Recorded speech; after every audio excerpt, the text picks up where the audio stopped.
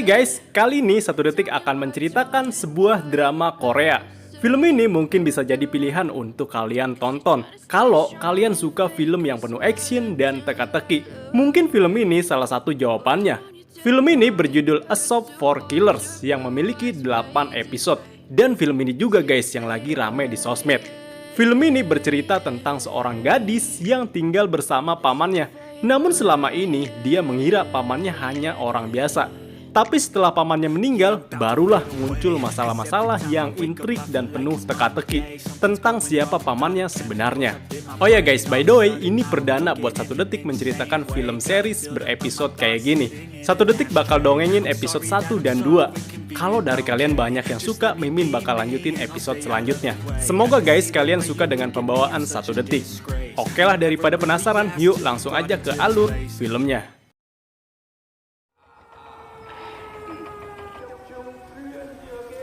국가 방위를 위해 부단히 훈련을 18시까지. Film dibuka dengan sebuah peringatan untuk para warga agar tidak keluar rumah karena akan diadakannya pelatihan militer. Lalu kita diperlihatkan beberapa orang dengan senjata lengkap yang sedang menuju ke sebuah rumah terpencil dengan tembok yang sudah hancur, di mana tujuan orang-orang tersebut untuk mengeksekusi semua penghuni yang ada di dalam rumah itu. Di sisi lain, dari kejauhan terlihat seorang sniper sudah bersiap untuk membidik target di rumah itu. Entah apa yang sebenarnya terjadi, sehingga membuat mereka sangat bernafsu untuk membunuh orang di dalam rumah itu. Dan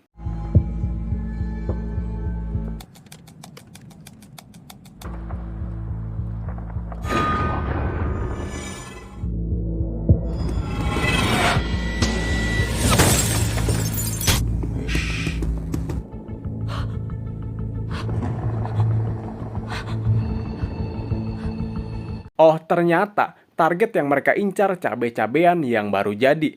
Entah apa yang dia perbuat sampai-sampai diburu om-om bersenjata. Si gadis yang bernama Jong Jian ini mencoba bertahan dari orang-orang yang ingin membunuhnya. Namun terlihat Jian seakan bingung dengan apa yang terjadi dan tidak tahu harus berbuat apa agar bisa selamat dari orang-orang itu.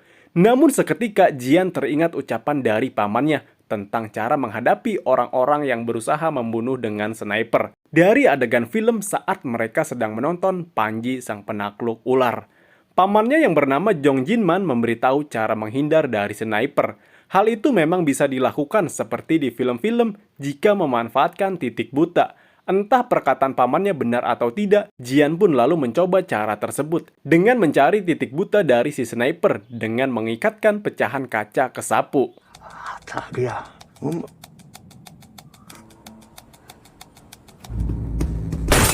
그래서 본 건 있어갖고.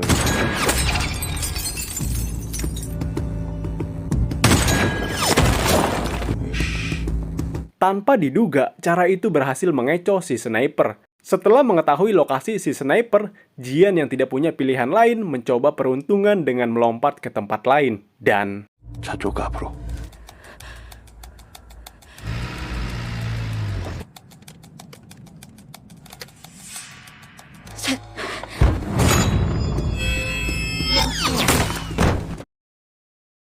setelah berhasil lolos dari satu tembakan, Jian lantas menghalangi pandangan sang sniper dengan sebuah sofa.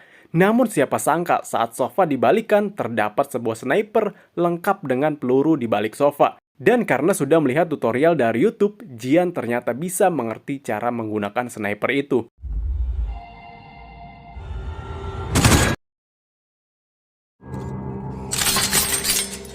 Film pun flashback ke beberapa hari yang lalu sebelum pamannya Jong Jinman tewas. Pada hari itu, Jian sedang berada di kantor polisi, yang pasti bukan karena maling ayam tetangga. Dia berada di sana karena telah menghajar seorang pria yang ingin mengintipnya di toilet wanita. Walaupun Jian terlihat seperti wanita lemah, tapi siapa sangka dia bisa menghajar pria itu sampai babak belur. Terbukti dari rekaman CCTV di tempat itu.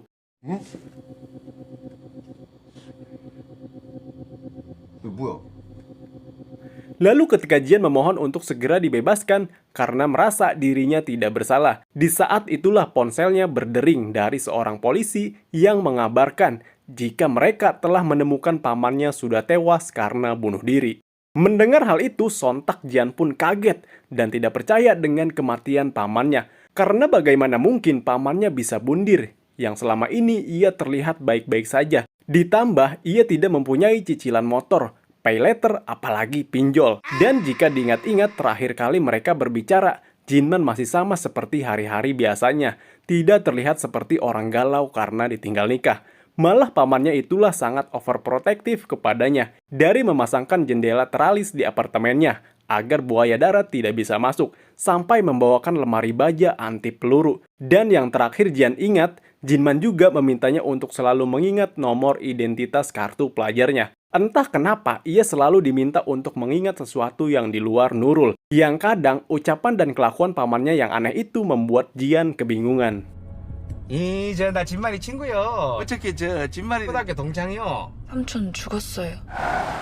Saat sedang menuju kantor polisi, si supir taksi mengaku kalau dirinya adalah temannya Jinman sewaktu SMA. Lalu setelah sampai di kantor polisi, Jian langsung melihat mayat pamannya yang bundir dengan menikam lehernya sendiri. Setelah memastikan, Jian pun ikhlas melepaskan kepergian sang paman. Walaupun ia masih tidak percaya pamannya bisa bundir. Namun saat mayatnya dimasukkan, Jian baru mengetahui kalau pamannya memiliki tato di tangannya yang bertuliskan Murthelp.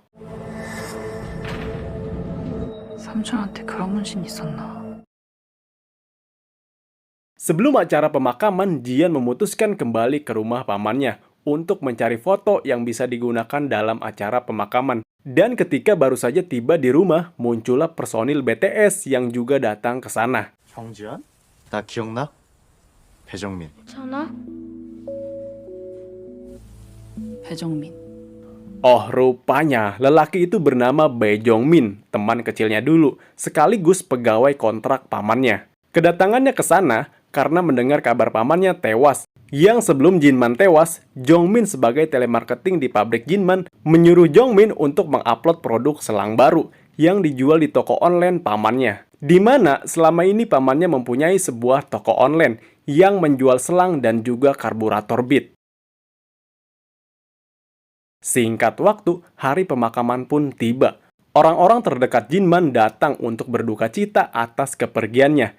Namun ada juga beberapa orang tak dikenal datang untuk menghadiri acara itu. Entah siapa mereka. Namun di luar sepertinya si sniper yang kita lihat di awal film tadi.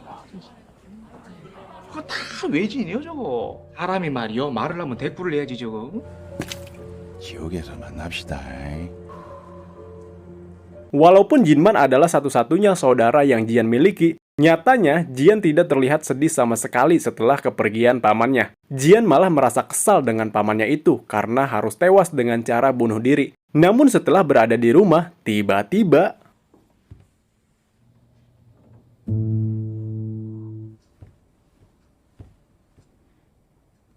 난 밥 먹었어. 너 알아서 챙겨 먹어.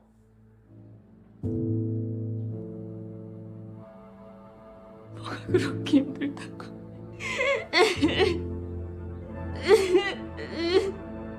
전해준다는 걸까? Dan ya, Jian pun menangis seperti bocil pengen makan seblak. Jian lalu meluapkan semua kesedihannya yang sudah ditahan sejak awal kepergian pamannya. Jian selama ini hanya berpura-pura kuat dan tegar, karena memang hanya Jinman lah yang dimilikinya. Setelah Jian tenang, Jongmin memberitahu jika ia tidak sengaja menemukan ponsel jadul milik pamannya di kamar mandi. Jian yang tidak pernah melihat pamannya menggunakan ponsel itu, Jian yang penasaran dengan HP jadul pamannya langsung mengeceknya. Setelah membuka ponsel pamannya, tiba-tiba saja sebuah pesan masuk dari seseorang yang mengatakan jika dia telah mentransfer uang sebesar 70 juta won kepada Jinman, atau jika dirupiahkan setara dengan 821 miliar, cukup untuk buka sembako satu kabupaten. Jian pun kaget, karena yang ia tahu pamannya hanya menjual selang cuci motor dan bukan menjual Tesla. Dan yang lebih mengejutkannya, saat Jian memeriksa saldo milik pamannya, Jian pun kejang-kejang saat mengetahui isi tabungan pamannya sebesar 18 miliar won, atau jika dirupiahkan setara dengan 211 triliun. Bener nggak sih guys? Anjir, ini berapa cuy? Di saldo gua guys, setiap akhir bulan nolnya cuma ada 3. 정민아, 이게 얼마야? Karena tidak percaya dengan saldo tabungan pamannya yang sangat besar, Jongmin mencoba membuka situs jual beli selang milik Jinman. Awalnya tidak ada yang aneh dengan situs tersebut, karena memang benar pamannya itu menjual selang. Namun Jongmin yang masih penasaran mencoba mencari tahu apakah situs itu hanya kedok doang atau gimana. 어,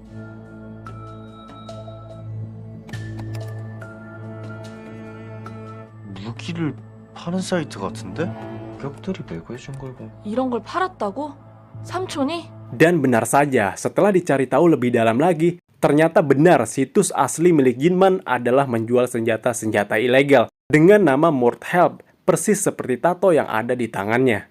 Setelah berhasil membuka situs tersebut, orang yang tadi mengirim 70 juta won untuk membeli senjata-senjata itu. Si pembeli lalu menghubunginya kembali untuk menanyakan kapan kira-kira senjatanya akan dikirim. Namun karena pamannya sudah meninggal, Jian pun meminta nomor rekening si pembeli dan berniat mengirimkan uangnya kembali.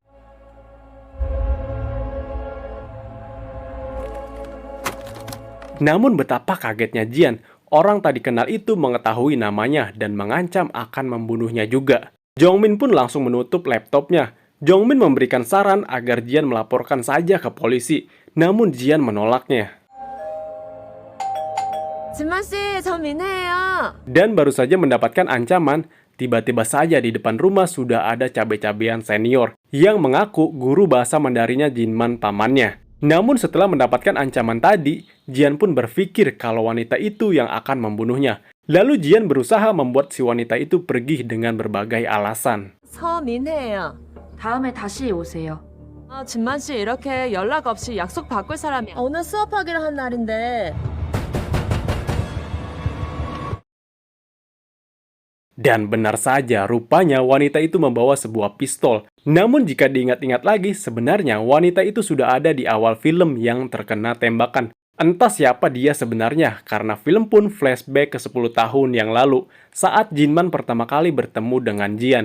Yang dimana hari itu, Jinman baru pulang ke rumah setelah 8 tahun menghilang tidak ada kabar. Ayah Jian alias kakak kandung Jinman pun marah, karena Jinman tidak ada kabar selama 8 tahun. Dan sekarang tiba-tiba saja muncul seperti Kang Toib. Sementara ibunya Jinman dan ibunya Jian tidak mempermasalahkannya. Bahkan mereka senang dengan keadaan Jinman yang baik-baik saja. 당신도 와서 앉아. 맛있네. 얼굴 왜 그래? 읽었어? 8년을 연락 한 번 없다가 인제야 돌아왔어? 너 내 이름 뭔지 알아? 몰라. 정진만이야.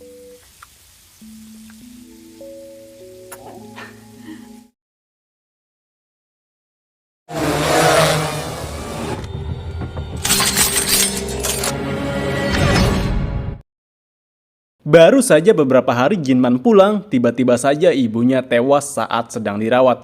Merasa ada kejanggalan dengan kematian ibunya, Jinman pun meminta izin kepada kakaknya untuk melakukan otopsi agar bisa mengetahui penyebabnya.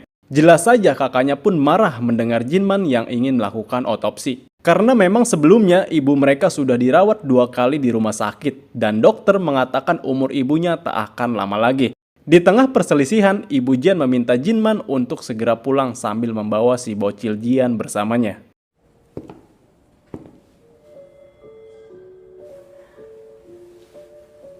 소시적 불알 친구인데요.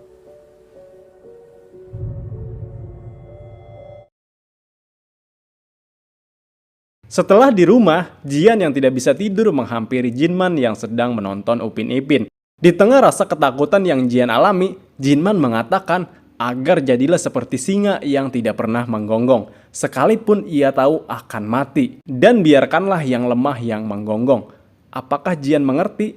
Lalu tiba-tiba saja teleponnya berdering, entah siapa yang menelpon. Lalu ketika diangkat, Jinman terlihat panik dan segera mengirim pesan ke temannya. Jinman lalu bergegas pergi meninggalkan Jian di rumah.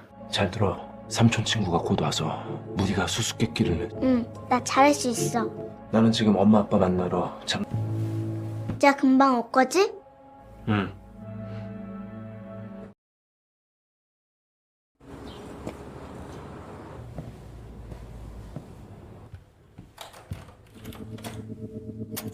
순 없고 지금부터 수수께끼 내겠어. Bak tukang duplikat kunci, dengan mudah pria tersebut membuka pintu yang terkunci, sehingga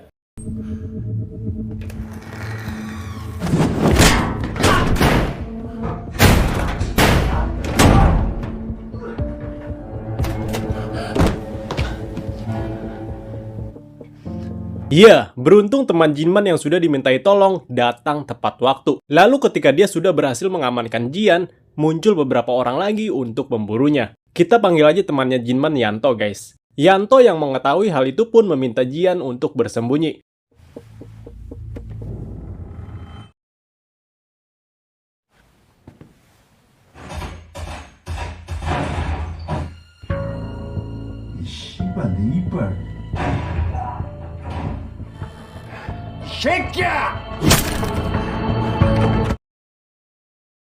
Namun sayang, Yanto harus tewas setelah dihajar oleh kedua orang tersebut.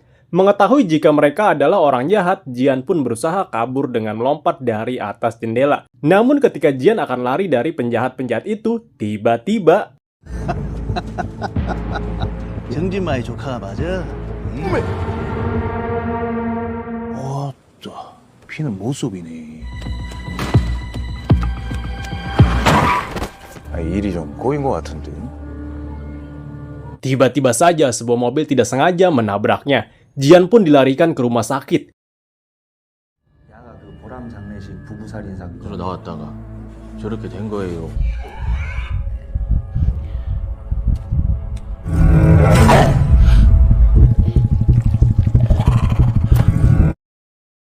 Di malam harinya, orang yang mengincarnya datang kembali dan berusaha membunuhnya. Sadar jika penjahat tadi masih memburunya, Jian pun berusaha kabur dari kamarnya dan bersembunyi di kamar mayat.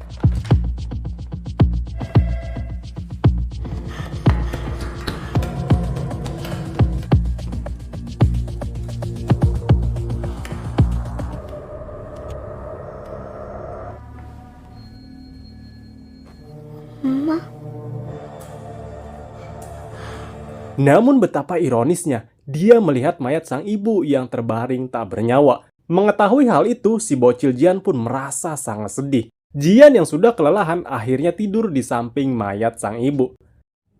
Singkat cerita, para penjahat itu akhirnya berhasil menemukan keberadaan Jian dan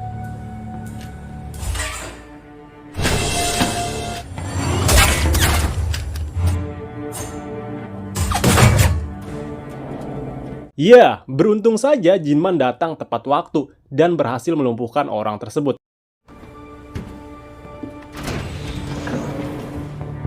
눈 감아, 정지현. Beberapa hari kemudian, Jinman akhirnya membawa Jian untuk tinggal bersamanya. Karena saat ini hanya Jinmanlah yang Jian miliki. Jinman yang tidak ingin memanjakannya dan tidak ingin keponakannya itu menjadi perempuan yang lemah, yang bisanya cuma joget-joget di aplikasi TokTok. 너의 엄마 아빠가 아니야.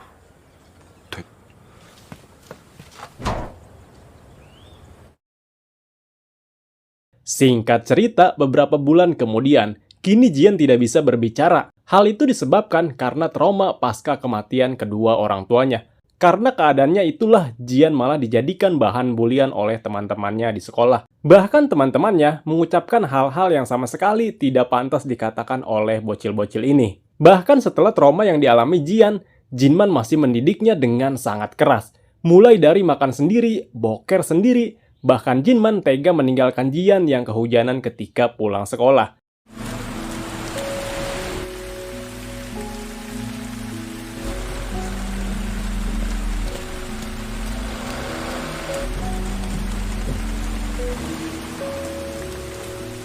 Di usianya yang sekarang, Jian seharusnya mendapatkan perhatian lebih dari Jinman. Tapi bukan tanpa alasan, Jinman melakukan hal itu demi kebaikan Jian sendiri agar tumbuh menjadi anak yang kuat dan tidak mewek ketika pengen jajan cilok. Singkat cerita, ketika sedang di sekolah, bocil FF yang sering membuli Jian melakukan hal yang sudah di luar batas. Dengan teganya, mereka mengurung Jian di gudang sekolah dan menguncinya. Bahkan sampai jam sekolah selesai hingga malam menjelang. Jian yang pasrah tiba-tiba dia mengalami halusinasi, di mana dia melihat seekor serigala yang membawa sebuah potongan tangan. Awalnya, Jian baik-baik saja dengan mengingat hal yang dikatakan oleh pamannya Jinman. Tapi lama-lama, halusinasinya terlihat begitu nyata, sehingga hal itu membuat Jian begitu ketakutan.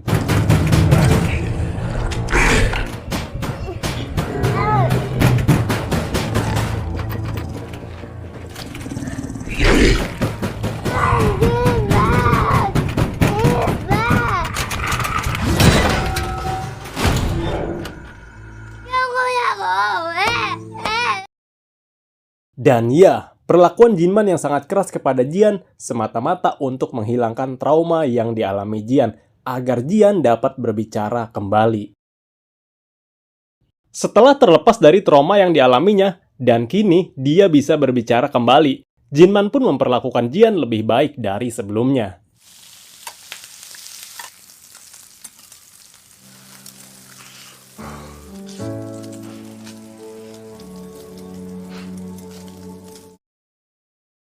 Kembali ke masa sekarang, Jongmin dan Jian masih mencari tahu siapa sebenarnya pamannya itu. Di dalam situs itu, Jongmin menyadari jika senjata-senjata yang dijual oleh Jinman tidak bisa dibeli oleh orang sembarangan.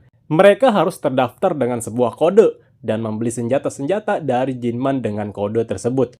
Oke guys, kita jelasin kode-kodenya dulu ya, karena ini sangat penting. Kode pertama adalah kode merah, yang artinya senjata-senjata ini hanya bisa dibeli oleh seorang pembunuh bayaran. Kode kedua ada kode ungu, yaitu untuk seorang mata-mata, atau seperti intelijen gitu guys. Lalu selanjutnya ada kode kuning untuk petugas kebersihan, khusus yang bekerja untuk membersihkan barang bukti setelah pembunuhan, termasuk menghilangkan jasad korban, mirip seperti film John Wick. Dan yang terakhir guys adalah kode hijau, yang dimana ini kode khusus yang tidak boleh dilanggar oleh kode lainnya, dan tidak ada syarat untuk pemilik kode hijau ini. Dia bebas memakai senjata apapun yang dia inginkan untuk pekerjaannya. Dan barang siapa yang ingin mencelakai pemilik kode hijau, maka semua kode seperti merah, ungu, dan juga kuning harus rela mempertaruhkan nyawanya demi menyelamatkan si kode hijau. Dan alangkah terkejutnya Jian ketika mengetahui pemilik kode hijau itu yang ternyata pamannya Jinman dan juga dirinya.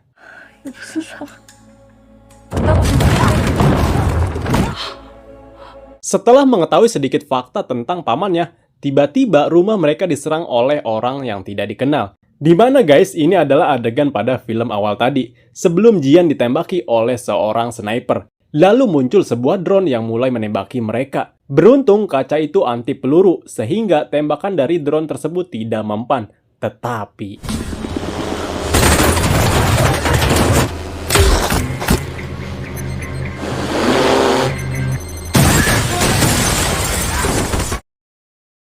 ya, setelah berhasil meledakkan kaca, drone itu kemudian masuk dan mencoba untuk membunuh mereka.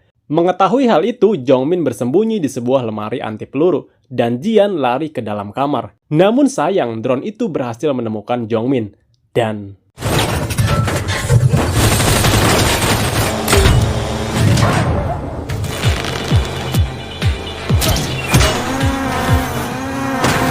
ya, hanya bermodalkan ketapel Jarjit, Jian berhasil menghancurkan salah satu drone tersebut. Film kemudian guys mundur sebelum kejadian tadi, di mana kita diperlihatkan sekelompok tentara bayaran yang ternyata mereka dalang di balik penyerangan tadi, yang dipimpin oleh pria botak yang seorang mantan veteran bernama Kim. Mereka semua dibayar untuk membunuh Jian. Dia bernama Lee Sung-jo, sang sniper, sekaligus orang yang menyewa Kim. Entah apa motif Sung-jo ingin membunuh Jian. Dan guys, apakah Jinman benar-benar sudah tewas? Penasarin? Jawabannya ada di episode selanjutnya guys. Karena episode 1 dan 2 pun bersambung. Oke guys, itulah alur cerita A Shop for Killer episode 1 dan 2. Dan di video selanjutnya guys, kita akan bahas part 2, yaitu episode 3 dan 4. Makanya nih guys, buat kalian yang belum subscribe, di-subscribe dulu guys, biar nggak ketinggalan video selanjutnya dari 1 detik. Oke, mungkin segitu aja video kali ini. Gue Bayu Kusuma dari 1 detik, pamit undur diri. Bye-bye.